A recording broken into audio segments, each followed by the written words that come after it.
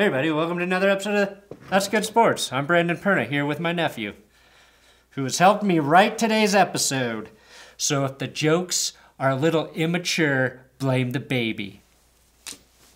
Uh-oh, here comes his mother. Hide.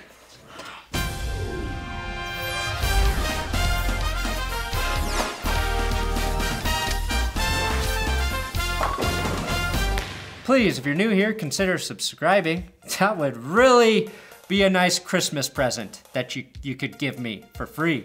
It's a free present, just a subscription to a shitty YouTube channel. That would put the joy of Christmas in my heart. How delusional are all of us wishing for all of the teams clearly better than ours to lose while we eke out victories and sneak into the playoffs so we can watch the team we love get their asses handed to them in the wild card round? Or how many of you have accepted that the season is over and don't want to see an ass kicking in the playoffs? And how many Browns fans here still hate John Elway? I know you're out there, that's a lot of questions, but I want the answers. Let's preview this Browns versus Broncos Saturday night game. Now here's a tip for Browns fans who might be at the game. Don't eat the food. Broncos Stadium, Pepsi Center, and Coors Field all rated in the top 10 for shittiest sanitation levels. I told all of them, if you get rid of the urinal troughs in the bathroom, you're actually going to become less sanitary. But nobody listens to my in-depth pee studies. And I can confirm this sign about Baker Mayfield is true. Pepper spray on your meat if you order any at a game in Denver is a must to guarantee that you don't get botulism with your nachos or E. coli with your Chipotle. I reached for that one. I do apologize, I'm not doing the normal prediction episode. I had some personal stuff to attend to today. And as a heads up, I can't live stream the game Saturday night because it's Saturday during the holiday season when people have shit to do. And I'm a little pissed at the NFL for these Saturday bullshit games. Anyway, to the prediction. If the Browns want to win this game, all they have to do is throw the football. Now don't tell this to the Browns offensive coordinator, who Google still thinks is Todd Haley. No wonder Congress wanted to grill Google's CEO. Mr. Peachy Eye, can you please explain why your search engine still shows Todd Haley as the Browns offensive coordinator? And why, when you search for their actual offensive coordinator, Freddie Kitchens, you just get this image? Explain yourself, Mr. Peachy Eye. The secret, I don't want the Browns to know, is that the Chris Harris Jr. injury officially made the Broncos one of the worst secondaries in the NFL. Bradley Roby and Isaac Yiadom are giving up a QB rating of right around 115 when targeted. Darian Stewart and Justin Simmons also above 100. And as a collective, the defense has given up 23 passing touchdowns this season.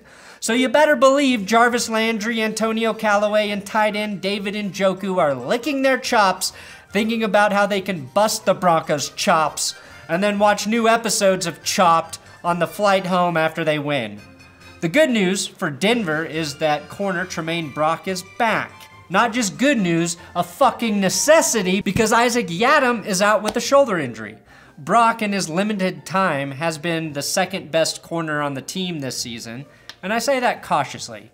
The Broncos Secondary has given up more 20-plus yard passing plays than everyone except for the Chiefs. But you know, other than those 210 yards George Kittle smoked them for last weekend, Vance Joseph thought they did a pretty good job with him. Also, outside of wide receiver Tim Patrick and a little bit of DaeSean Hamilton sprinkled in last weekend, the Broncos' passing game looked horrible.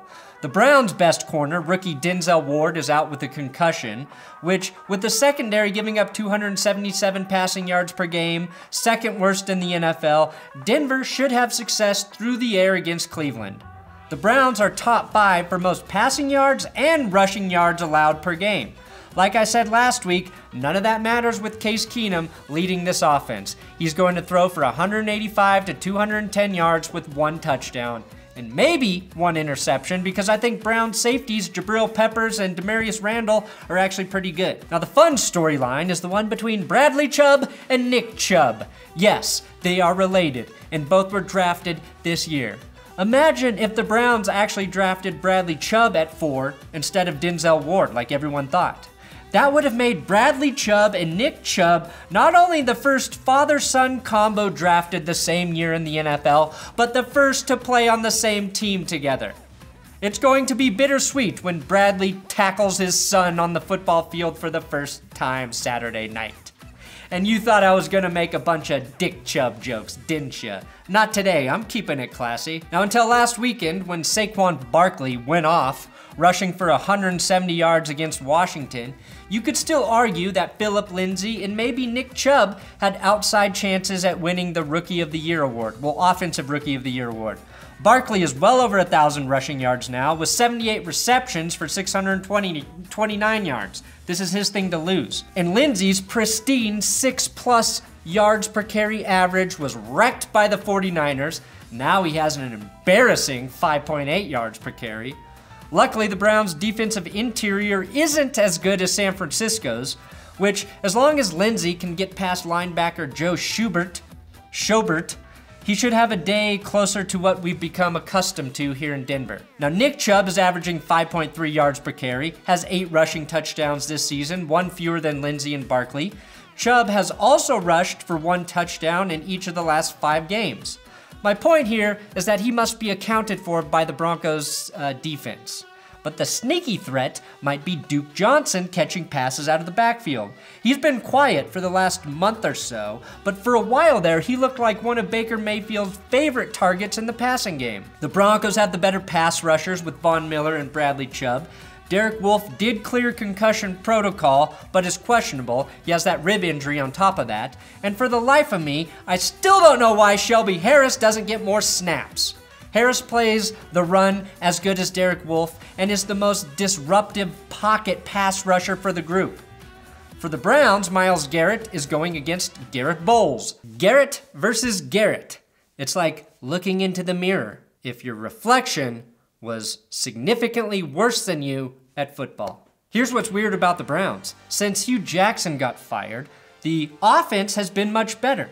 Hugh Jackson's specialty was offense. He once made Andy Dalton look like a Pro Bowl quarterback. Greg Williams, the now head coach, has the Browns defense playing shittier than when Hugh Jackson was there. And he's a defensive guy, which to me suggests their next head coach should specialize in nothing football related. Probably why they wanted Condoleezza Rice. Most importantly, which team has the quarterback edge? Okay, slow down. I know you want to scream Baker Mayfield. All right, go ahead and scream it because you're right. You should know that if you've watched both of these guys play. But if you just look at their stat lines, you might think it's close, and it really isn't. Baker has 19 touchdowns, 10 picks, 2,877 passing yards. Keenum, 15 touchdowns, 10 picks, 3,139 passing yards. Plus, they've each only notched 5 and 6 wins. Now, you need to remember, though, that Keenum's played in 2.25 more games than Baker. He's also not a rookie, and he's never had a quarterback rating over 100 this season. Mayfield's done that 5 times this year, and those 4 extra touchdowns he's tossed are huge. Imagine if Case Keenum had 4 more touchdown drives this season. Those 4 TDs could have gotten the Broncos wins in the 49ers, Rams, Chiefs, and Texans games. Unless, of course, they all came in one blowout victory. In which case, they still would have been a huge help for the Broncos' playoff chances. Right now, there's no doubt in Browns fans' minds that Baker Mayfield was the right pick in the draft, and he's proving with his play this season that he, without question, deserved to be the first player taken overall. More impressively, he's playing well during a season where his head coach and offensive coordinator were fucking fired. Unlike Trevor Siemian and Paxton Lynch, who played so poorly they got their offensive coordinator fucking fired. I'm impressed when I watch Baker Mayfield play, or the opposite of what I have felt watching quarterbacks in Denver since Peyton Manning retired. So let's dig into how the Browns can actually make the playoffs with their current 5-7-1 record. So it goes without saying, they'll need to win their last 3 games and get to 8 wins to even have a chance. The first way they could do it would be to win the AFC North. That means the Steelers would have to lose their last 3 games, and the Ravens would have to lose 2 of their last 3, with 1 of those losses coming to the Browns in Week 17. And the Ravens play the Chargers next weekend, so that's a possibility. Then there's the wild card scenario. This gets a little complicated. Miami, Baltimore, Indianapolis, and Tennessee would all have to lose 2 of their last 3 games. And the Broncos would have to lose at least 1 game, which the Browns could control Saturday. It's all very improbable. And in the end, the likelihood for the Browns to make it either way is 0.2%, which is about the same odds Stephen A. Smith has at knowing anyone on the Browns roster not named Baker Mayfield. At the San Diego Chargers on offense, and I'm thinking about Hunter Henry and the way that he's played this year and as effective as he's been. He's going up against Derek Johnson, and I gotta keep my eyes on that because I'm looking at it from the standpoint. I'm sorry, Stephen A. Eric Metcalf doesn't play for the Browns anymore. Neither does Ernest Biner. Neither does Kevin Mack. Neither does Mike, Greg, Peter, Bobby, Carol, Marsha, Jan, or Cindy. That's the Brady Bunch, Stephen A. The Brady Bunch, Stephen. The moral of the story is Stephen A. Smith makes $10 million a year to not know what he's talking about. I don't need that much money to not know what I'm talking about. Example, how can the Broncos make it to the playoffs still? No fucking clue, other than they need a win against the Browns, which I don't think they get Saturday night. Do you know historically how many Saturday night games the Broncos have won? Me neither. I'm taking the Stephen A. Smith approach. Know nothing. Talk a lot. Browns probably win this one 27-23. I think these two teams are trending opposite directions right now.